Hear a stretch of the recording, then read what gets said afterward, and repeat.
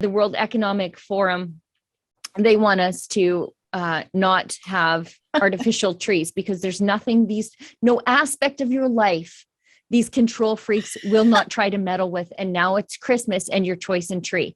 Apparently, cutting down trees is bad. Deforestation is bad. So they tell me. But on the flip side, cutting down trees is good for Christmas, but I guess it's part of their business model, isn't it? Well, yeah, that's the interesting thing, is that they make it seem like they're virtue signaling and doing the holy thing by saying, look, have a real Christmas tree for Christmas, because then you'll have a greener Christmas. But in fact, they're actually promoting their business model of an organization called 1trillion.org, which is dedicated to planting trees for carbon credit trading. And I mean, the World Economic Forum in 2006 had noted in their list of global risks, the pandemic risk could crater the global economy, and also a global oil price shock could crater the global economy. They knew this in 2006. They're supposed to be all the smarty pants of the world, helping us to run the world better. And yet all they can talk about is your Christmas tree and whether or not you're having a green Christmas. We're now experiencing, of course, a pandemic and a global oil price shock. In fact, an energy crisis around the world. And all these guys can talk about is your Christmas tree. I mean, the people who are going to benefit from this oil price shock are the people associated and the organizations associated with the WEF. So I think it's really disgusting and patronizing.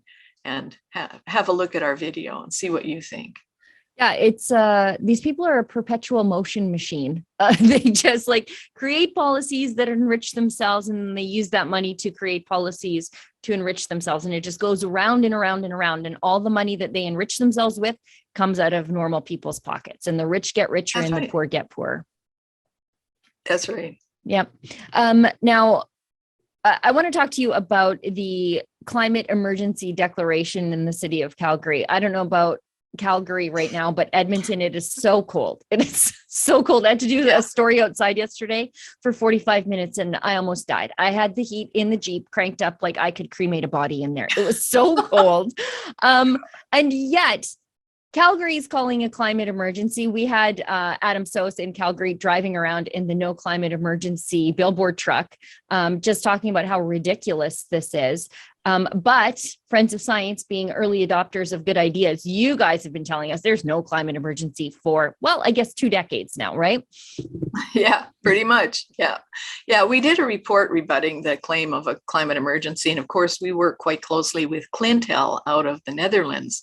And that's a group of 960 signatory scientists and scholars from around the world who state quite clearly that there is no climate emergency, there's no reason to be alarmed, and that natural forces are more influential than human influences on climate.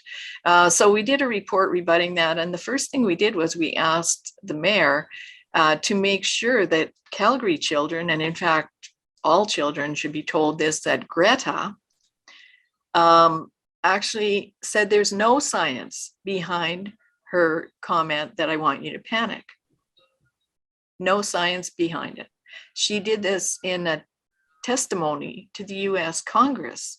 And Congressman Norman asked her, please tell me, what's the science behind your comment, I want you to panic? And she said, well, it's really just a metaphor. There's no science behind it. And I don't literally want anyone to panic. Well, why isn't that front page news everywhere? And certainly the city of Calgary should be making sure that all children have Christmas relief by being told that there's no need to panic, but instead, they're proclaiming a climate emergency and piling on. And I want to mention that in a HuffPost article that was listing all the cities that had declared a climate emergency, there was a little note there that to declare this climate emergency, you had to pay $250,000 to some fund which was promoting renewables.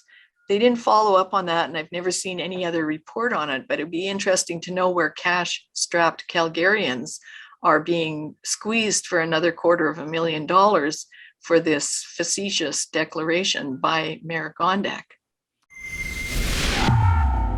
If you'd like to get access to my show as well as other great TV style shows too, like Ezra's Nightly Ezra Levant Show and David Menzies' Friday night show, Rebel Roundup, just go to rebelnews.com/subscribe.